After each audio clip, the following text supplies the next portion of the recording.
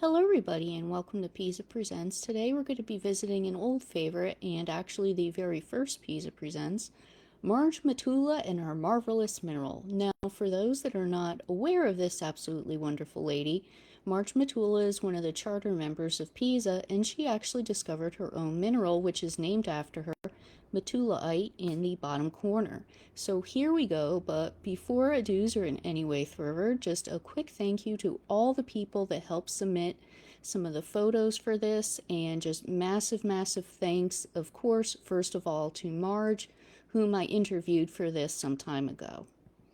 So, well, Marge was born Margaret Mary, and she was born on December 29th, 1925 in Phillips, Wisconsin.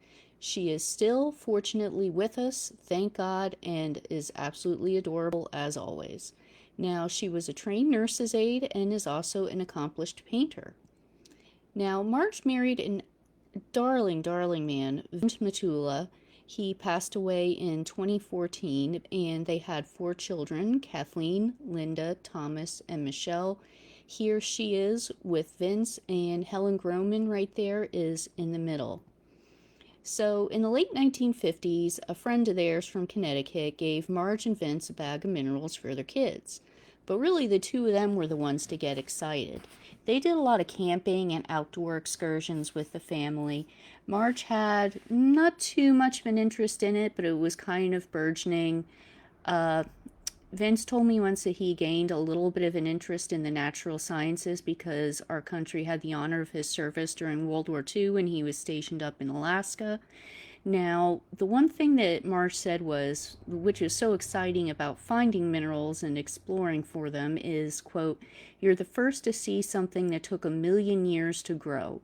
So once they got this bag of minerals, they were like, okay, what do we do? So she got a copy of this book here on the left. I actually wound up, I'm such a nerd, I did wind up tracking one down after I talked to her. This is not a photo of it, but this is a different copy. The Golden Nature Guide to Rocks and Minerals. So that was what she wound up getting to help her out. Now, they tried as a family to find places to take their kids and to encourage this interest that they had. But they had a lot of problems doing that. And so for some time, the family traded minerals by mail, which is something that I find absolutely just completely wonderful. And people kind of forget nowadays just how really important the mail system is. I think just in the age of Amazon and you buy something and then 2 days later it's there. But the excitement that I can only imagine the two of them went through, just them especially, just waiting through for each shipment is something that I can picture Marge's face just lighting up like anything, just looking for the next package every time it would come. So now, at first, obviously, I mean, she has a family of 4 kids. She was a nurse and had a family, had lots of other interests.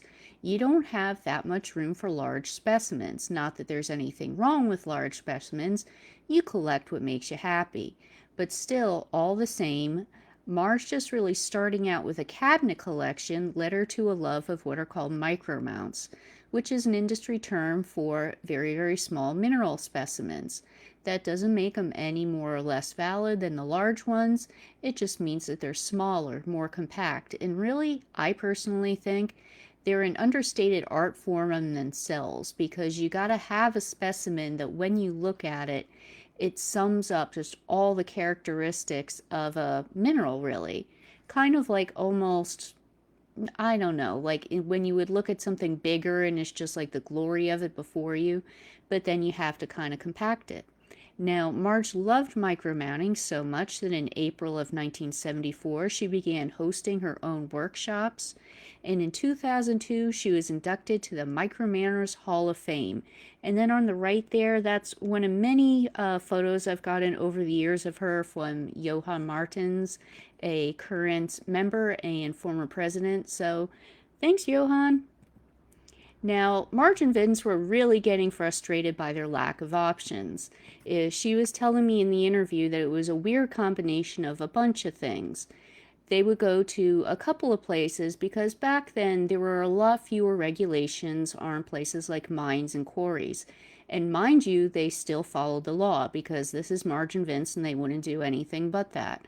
But still, a couple of places said no because they just sort of looked at him and were like, why would you want to do that? Somebody even told her, she said that, well, why would you want to go mineral collecting? There's no money in that. So they assumed they had some sort of ulterior motive. They tried looking for groups or organizations really to sort of help them out to join. And there were a couple of people that they found that she said this in as very sweet and ladylike way as possible, but it was almost like they would join them or kind of start to correspond with them through the mail, thinking that these people were very nice and kind of what they claimed to be. But really, a lot of the time, these folks turned out to be buttheads. So it was one of those deals where you just back out with grace and be like, you know what? I'm going to go start writing the next guy. So she just kept looking and Vince kept looking. And then finally they wound up running into a group of just ragtag mineral enthusiasts called at the time the Mineral Society of Pennsylvania. Now, they had made a couple of very important friends in the field, Raymond Grant and Arthur Montgomery, among many others. Now, Dr. Montgomery, who passed about 25 years ago, was an absolute giant in the field of field collecting, and he sort of nurtured their interests along with these people that they met through the Mineral Society of Pennsylvania. And things kind of morphed with the members over time until in 1964, the core members wound up founding us, the Pennsylvania Earth Sciences Association. So yes, this is our 60th anniversary year, and we have Marge to thank for that. And I just saluted you, but because this is a presentation, you didn't see it. So sorry, but thanks, Marge. Now, this lovely photo is courtesy Joanne Stam, thank you, and it's a photo of a couple of members from a banquet in 1988.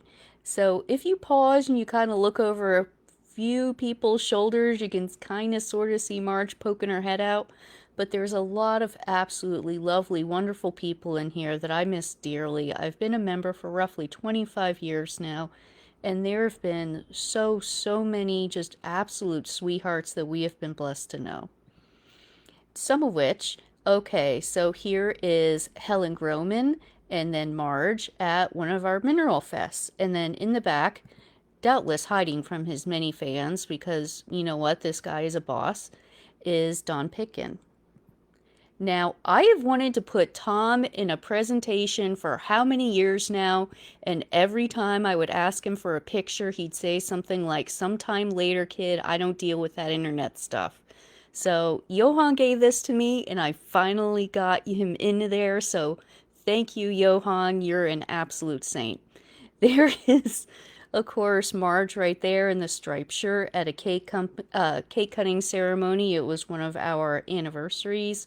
Tom, I believe, was the president at the time, if memory serves me. Now, this humble sign, seemingly humble, is the beginning of Mineral Fest. So this was, as it was known at the time, the PESA Swap Committee of 1970. Then, we didn't meet in Macungie like we do now. We actually met at Hackett Park, which was in Easton. You can kind of see Marge just immediately to the left of the sign. And there's a couple of other founding members as well. Thanks, Dan, for this photo.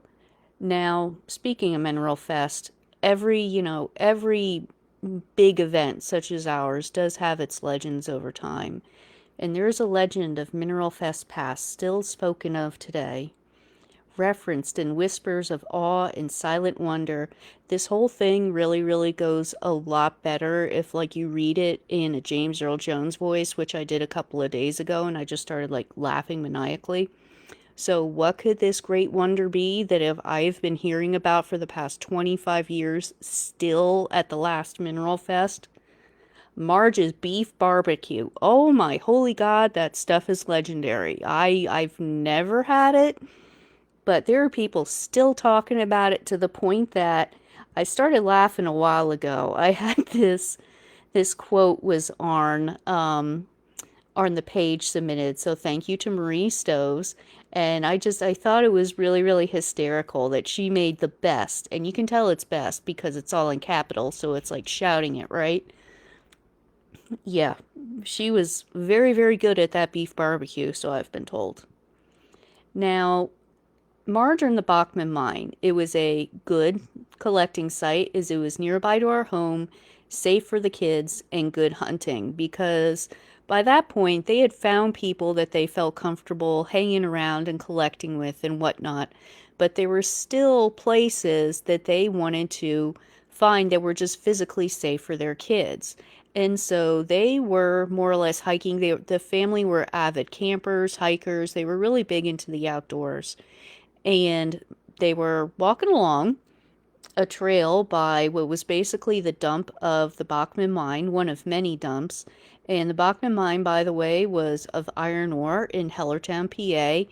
It ran from 1887 to 1892, and it's basically Cambrian Ordovician stones with limonite, which isn't really a mineral, which why I have to clarify it separately, and 14 other minerals present. Down below right there is the Mindat location for it. You can see it's a little bit off of 412, which is Springtown Hill Road right there. And oh, apparently Dollar Tree has low Halloween prices. Good to know.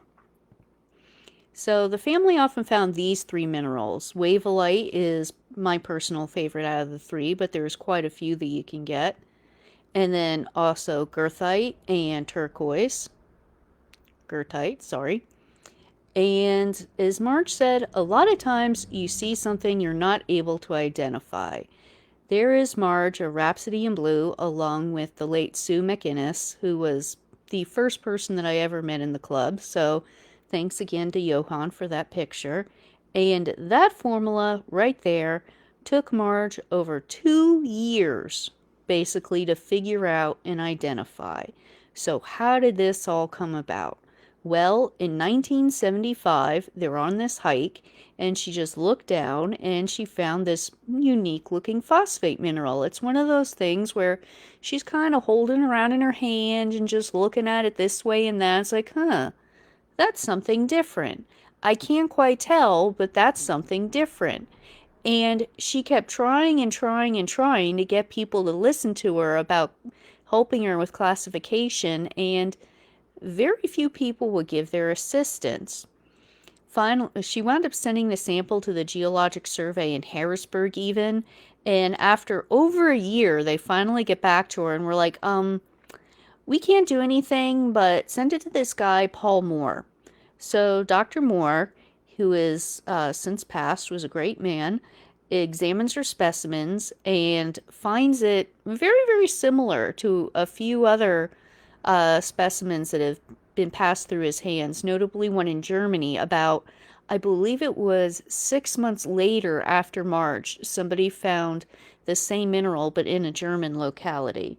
But because Marge's was found earlier, the rules of naming minerals, folks, are that say that person A and person B are on two different continents find a mineral, the one that finds it first more or less gets naming rights. So Dr. Moore finally is able to discover and prove that this is indeed its own mineral, and he is able to then name it after the family Matulaite. And it has a hardness of 1. It's a monoclinic phosphate. It's mistaken for a couple other minerals, notably my friend Wavelite. And in addition to being found in Germany, it's also found in France, Portugal, Nevada, North Carolina, and General Trimble's mine, which almost sounds like a Disney World ride, but it's actually a mine in Chester County and a pretty nice one. Now, this on the right here is a specimen from the museum at Harvard University right there, and Marge personally gave it to them in 1981. So right there you can see the Matulaite itself is the white crystalline mineral. Now it takes several forms: botryoidal aggregates, tall, thin rosettes. Why do I say mall? Stupid spell check. Now, these rosettes are about up to 1 millimeters of crystal or thin plates. Individual crystals are very uncommon. It has perfect cleavage, colorless to white with a pearly luster, and is soluble in hot hydrochloric acid, but for the love of Pete, do not try that at home. Now, here are some more minerals of Johann. So This is a photo there taken of a group of people at a symposium that had minerals named after them.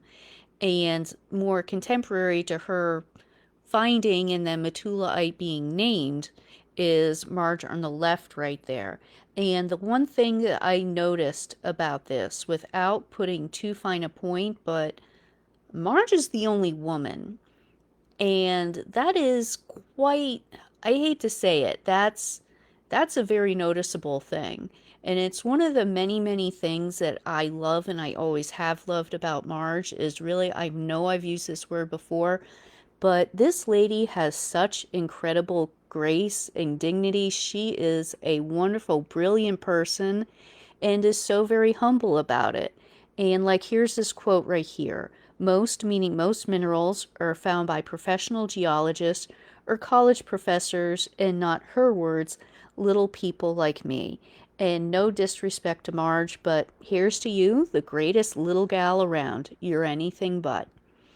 So the Matulas found out about this being a mineral on July 1977. Some places incorrectly credit her as having discovered it in 77. No, that's when it was basically named. So they were asked to keep quiet about the discovery, but I mean, come on. It's, if I were to discover my own mineral, I can pretty much guarantee you that everybody in my group chat at work, my husband, my in-laws, my parents, my sister, just everybody would know within about 5 minutes. Heck, I tell the cat. And that's kind of how these things happen sometimes. They didn't tell anybody, but as Marge says, I didn't have to. I didn't have to tell anything. It just came out. Different people knew about it. And the one thing that's kind of annoying is that after 3 years of almost crickets of people not helping her out, with trying to identify the mineral, all of a sudden they had folks out of the woodwork asking for specimens from the type locality. A type locality is when a mineral is discovered and named. The place that you find it at is what's called the type locality. So the Bachman Mine is the top locality for Matulaite. They have people from France, Norway, various other Scandinavian countries, all over Europe. You had, well, more so locally, the Carnegie, Harvard, the Pennsylvania Historical and Museum Commission, the Smithsonian, and all these other places were requesting specimens. So I cannot really just appropriately sum up in too many words just how much Marge has meant to so many people in our club, and simply because of being there and being one of the people that got everything in motion. So thank you very much, Marge, with love and thanks for all the memories, all the learning, and just thank you very much, everybody, and have a lovely weekend. Bye now.